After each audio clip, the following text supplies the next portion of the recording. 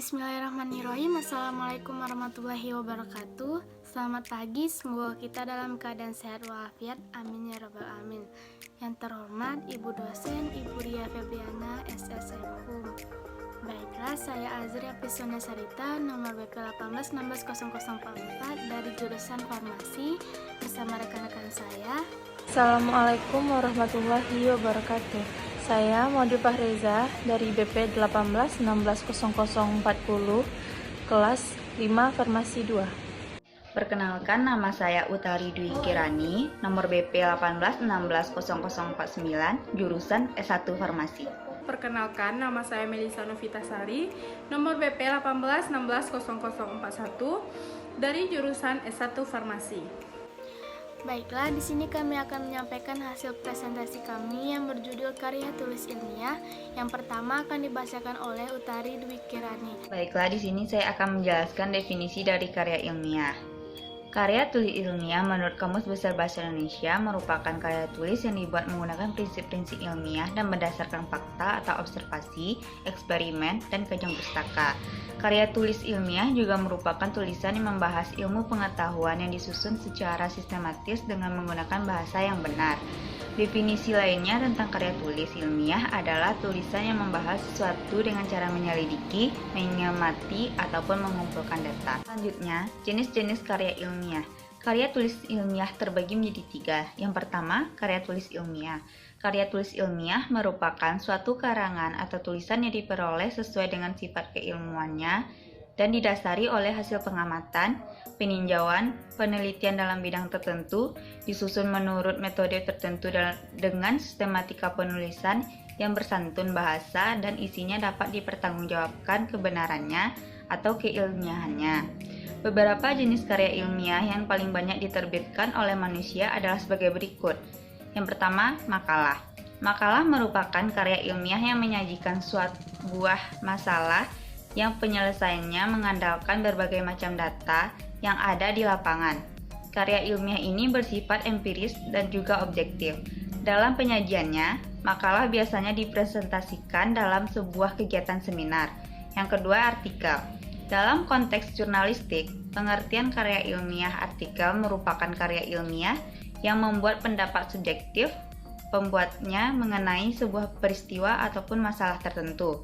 Sedangkan jika dipandang dari sudut pandang ilmiah, artikel dapat diartikan sebagai karya tulis yang sengaja dirancang untuk memuat dalam jurnal ataupun kumpulan artikel yang dibuat dengan pemerhatikan kaidah penulisan ilmiah dan mengikuti pedoman ilmiah yang berlaku. Yang ketiga, skripsi. Skripsi merupakan karya ilmiah yang dibuat oleh mahasiswa untuk bisa mendapatkan gelar sarjana atau S1. Skripsi memuat tulisan berisi pendapat penulis dengan mengacu ataupun berdasarkan teori yang telah diterbitkan sebelumnya. Yang keempat, kertas kerja.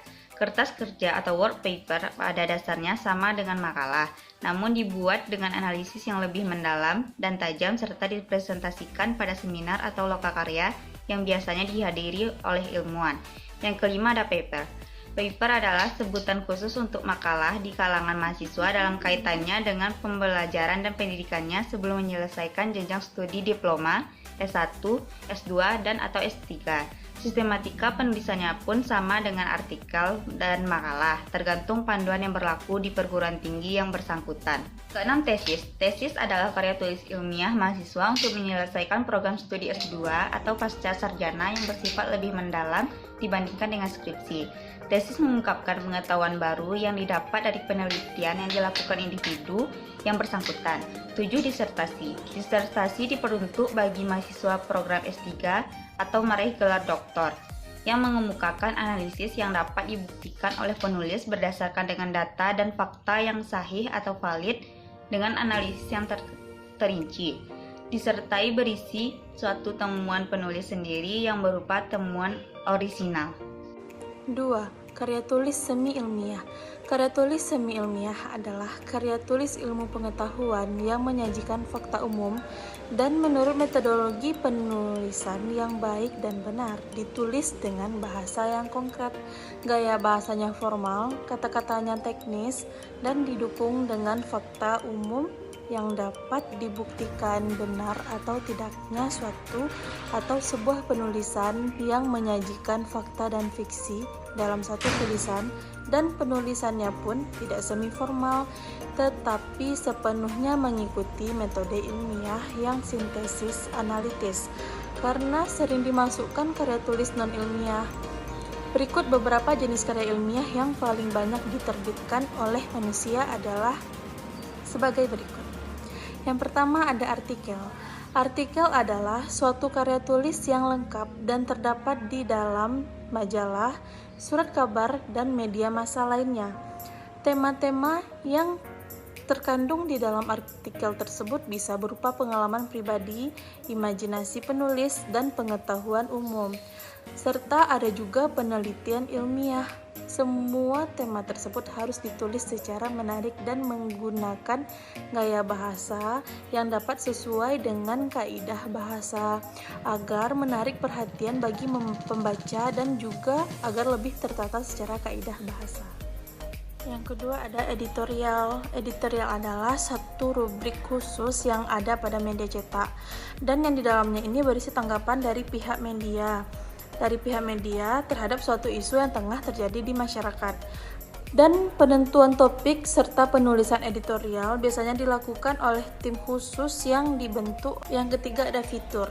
Fitur adalah salah satu karangan semi ilmiah dan karya jurnalistik yang ditulis dengan gaya bahasa yang khas serta bersifat subjektif juga. Fitur ini juga disebut dengan karangan khas yang biasanya ada gaya bahasa yang khas yang terdapat di dalamnya, seperti gaya bahasa sastrawi yang mengandung macam-macam majas yang terdapat di dalamnya. Tema fitur ini biasanya berupa sejarah, pemandangan alam atau tempat wisata, ada human interest, ada profil seseorang atau profil tokoh atau biografi, petunjuk praktis dalam melakukan sesuatu, dan serta ilmu pengetahuan dan teknologi.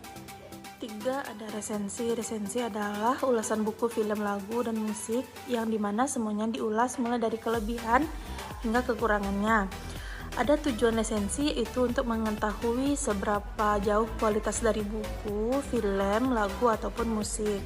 Selain itu, resensi ini juga dapat menjadi sarana untuk memberikan masukan bagi para penulis buku, pembuatan film, dan pencipta lagu, serta para musisi yang akan membuat sebuah album musik.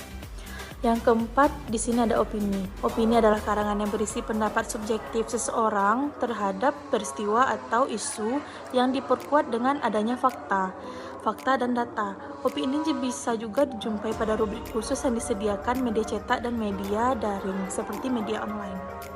3 ada karya tulis non-ilmiah. Karya tulis non-ilmiah ini merupakan jenis karya ilmiah yang berupa karangan yang seringkali tidak terikat dengan aturan atau sistematika penulisan tertentu yang disajikan dengan bahasa yang lebih santai dibandingkan tulisan ilmiah. Terdapat bermacam-macam jenis karya tulis non-ilmiah, diantaranya yaitu ada puisi. Puisi merupakan suatu bentuk sastra yang menggunakan kualitas bahasa yang estetis dan seringkali berirama, seperti fonestetik, simbolisme bunyi, dan meter. Untuk membangkitkan makna tersirat selain atau untuk menggantikan makna nyata yang biasa-biasa saja yang disebut dengan makna tersurat. Yang kedua ada cerita pendek atau cerpen. Cerita pendek adalah sebuah prosa fiksi yang biasanya dapat dibaca dalam suatu kali duduk dan berfokus pada insiden yang berdiri sendiri atau rangkaian insiden terkait dengan bermaksud untuk membangkitkan efek tunggal atau suasana hati. C. Dongeng. Dongeng adalah salah satu contoh genre cerita rakyat yang berbentuk cerita pendek. Cerita semacam itu biasanya menampilkan entitas seperti kurcaci, naga, elf, peri, raksasa, goblin, griffin, putri duyung, hewan yang bisa bicara, unicorn, atau penyihir. Di sebagian besar budaya, tidak ada garis jelas yang memisahkan mitos dari rakyat atau dongeng. Semacam ini bersama-sama membentuk literatur masyarakat preliterat. D. Roman. Roman merupakan sejenis karya sastra dalam bentuk prosa, isinya melukiskan tentang perbuatan pelakunya menurut watak dan isi jiwa masing-masing. Atau bisa juga dikatakan bahwa roman adalah bagian dari karya sastra berbentuk prosa yang berisi pengalaman hidup dari para tokoh, yang bermula dari dia lahir hingga dewasa bahkan sampai meninggal dunia. Novel. Novel adalah karya fiksi naratif yang relatif panjang, biasanya ditulis dalam bentuk prosa, dan biasanya diterbitkan sebagai buku. Novel juga dapat diartikan sebagai karya naratif dari prosa, fiksi yang menceritakan tentang pengalaman manusia tertentu dalam waktu yang cukup lama. Drama. Dalam karya sastra, drama adalah penggambaran peristiwa fiksi atau non-fiksi melalui dialog tertulis, baik prosa maupun puisi. Drama dapat ditampilkan di atas panggung, di film, atau di radio. Drama biasanya disebut drama, dan penciptanya dikenal sebagai penulis naskah atau dramawan. 3. Contoh karya tulis ilmiah. Menjaga kesehatan jantung, bab 1 pendahuluan. A. Latar belakang masalah. Jantung merupakan salah satu organ yang sangat vital di dalam tubuh manusia. Karena itu, banyak orang yang berusaha untuk selalu menjaga kesehatan jantung. Akan tetapi, tampaknya masih banyak orang yang kurang peduli. Terbukti dari banyaknya korban jiwa akibat penyakit-penyakit yang menyerang jantungnya. Untuk itu, penelitian mengenai menjaga kesehatan jantung perlu dilakukan. B. Rumusan masalah, yaitu bagaimana cara menjaga kesehatan jantung. C. Tujuan penelitian, dapat mengetahui cara menjaga kesehatan jantung. Bab 2. Cara menjaga kesehatan jantung. Berbagai penyakit yang menyerang jantung memang masih menjadi masalah besar bagi sebagian orang. Padahal ada banyak cara mudah untuk menjaga kesehatan jantung. Setelah melalui riset yang mendalam, peneliti menemukan beberapa cara di antaranya, yaitu menghindari stres karena dapat memicu hormon adrenalin abnormal dan menyebabkan darah tinggi. Menjaga kebersihan, baik kebersihan diri sendiri maupun lingkungan. Mengatur pola makan, kurangi lemak dan makanan junk food, serta perbanyak makanan buah dan sayur, dan olahraga yang teratur. Baiklah, saya akan melanjutkan bab 3 kesimpulan. Menjaga kesehatan jantung memang sangat penting bagi manusia, dan ternyata untuk memperoleh jantung yang sehat tidak memerlukan usaha yang terlalu sulit dan bisa dilakukan sehari-hari. Dengan menjaga kesehatan jantung diharapkan semakin sedikit korban yang jatuh akibat serangan jantung. Kuman dan virus masuk dalam tubuh utamanya terjadi karena tangan kita yang telah terinfeksi kuman. Bakteri yang didapat oleh kegiatan sehari-hari yang tidak lepas dari berbagai benda yang kita tidak tahu kadar kebersihannya.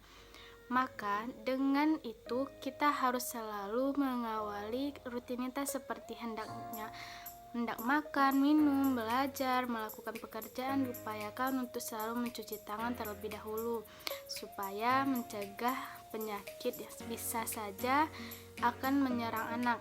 Maka dari itu mencuci tangan setelah melakukan aktivitas apapun sangat dianjurkan sejak dini. Perbedaan karya ilmiah dan karya non-ilmiah. Yang pertama, menurut sifat.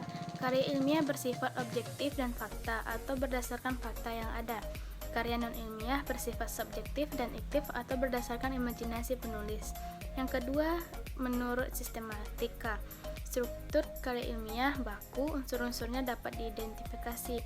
Karya non-ilmiah strukturnya tidak baku, unsur-unsurnya tidak dapat diidentifikasi. Yang ketiga, diksi atau pilihan kata. Karya ilmiah ditulis dengan metode penulisan ilmiah. Sedangkan karya tulis non-ilmiah ditulis berdasarkan gaya penulis jenis karangan non-ilmiah. Yang keempat, berdasarkan ejaan. Karya ilmiah formal, baku, dan lugas. Sedangkan karya non-ilmiah sastrawi dan berkias. Yang kelima, kata hubung. Pemilihan kata karya ilmiah tidak pleonis atau kata-kata yang tidak berlebihan. Sedangkan karya non-ilmiah pemilihan kata pendapatannya bebas. Hal-hal yang Anda temukan. Yang karya ilmiah memiliki opini serta data selalu objektif, sedangkan karya non-ilmiah, khayalan atau imajinasi selalu objektif. Sekian dari presentasi kami. Apabila ada kata-kata yang salah, mohon dimaafkan. Sekian, Assalamualaikum warahmatullahi wabarakatuh.